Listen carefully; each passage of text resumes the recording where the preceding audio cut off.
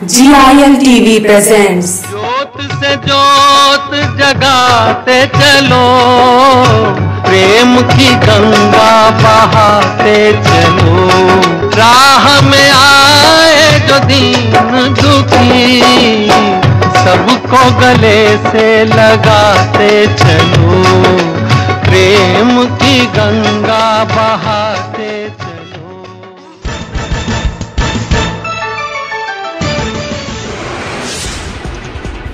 Bharatiya Janata party Delhi प्रदेश के नवनियुक्त अध्यक्ष विजय गोयल ने अपने पहले संवाददाता सम्मेलन में दिल्ली की जनता को ये विश्वास दिलाया है कि वे उनकी समस्याओं को उठाएंगे और दिल्ली वासियों के हितों के लिए काम करेंगे। गोयल ने कहा कि वे अनाधिकृत कॉलोनियों में रहने वाले लोगों के लिए जहां विकास नहीं हुआ है वहां ज्यादा ध्यान देंगे। उन पर अपनी रिपोर्ट 1 महीने में प्रस्तुत करेंगे। गोयल ने कहा कि जिस दिन बिजली के दाम बढ़ेंगे उसी दिन वे रामलीला मैदान बिजली आंदोलन रैली की तारीख की घोषणा कर देंगे, क्योंकि बिजली कंपनियों और दिल्ली सरकार ने अत्यधिक बोझ दिल्ली की जनता पर डाल दिया है। दिल्ली में जिस दिन भाजपा सत्ता में आएगी उसी दिन बिजली के दाम 30% कम हो जाएंगे। और इसके साथ साथ उन्होंने कहा कि वे किसी की आलोचना नहीं करना चाहते, पर पेरिस की जगह दिल्ली स्लम बन गई है। ये मेरा पहला संवाददाता सम्मेलन है, प्रेस कॉन्फ्रेंस है। आज अनाधिकृत कॉलोनियों में 40 लाख लोग रहते हैं। हम सबसे ज्यादा ध्यान इन क्षेत्रों की तरफ देंगे जहां विकास नहीं हुआ है और जहां सबसे है के अंदर अपनी रिपोर्ट देंगी।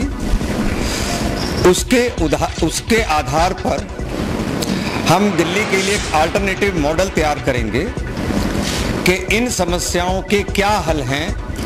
ये हम इन समितियों की रिपोर्ट आने के बाद अपनी एक कम्प्रीहेंसिव रिपोर्ट देंगे और हमारी सोच क्या है इन समस्याओं के बारे में वो हम बताएंगे। हमारा काम केवल सरकार की या कांग्रेस की आलोचना करना नहीं है।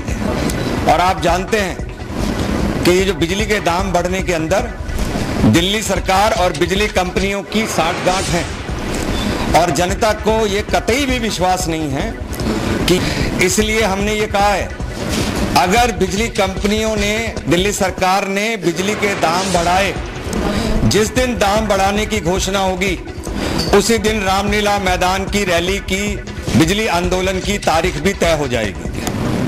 पर मैं इस समय उनको चेतावनी दे रहा हूं कि ये जो आंदोलन चलेगा फिर ये रुकेगा नहीं।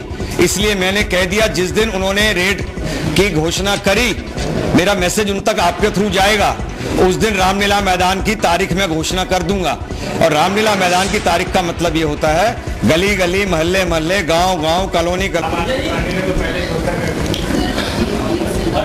आम आदमी की पार्टी के बारे में मुझे कुछ नहीं कहना है। वे घोषणा करेंगे, मैं सड़कों पे उतरूंगा। मैं किसी की आलोचना नहीं करना चाहता, पर मैं ये जरूर कहना चाहता हूं कि दिल्ली पेरिस की जगह स्लम बन गई है जी। जिस दिल्ली को पेरिस बनाने की बात मुख्यमंत्री शीला दीक्षित करती हैं वो मुश्किल से 20% है, वो मुश्किल से 20% है। 80% में तो मूलभूत सुविधाएं तक नहीं है जिनका जिक्र मैंने पहले किया है जी। मैं आज अनाधिकृत कॉलोनियों पे ज्यादा नहीं बोलूंगा जी। एक भी कॉलोनी नियमित नहीं हुई, वहां सुविधाएं नहीं, वहां खरीद बेच आज हो नहीं सकती, वहां लोन मिल नहीं सकता। सिर्फ कह देने भर से नियमित नहीं होंगी।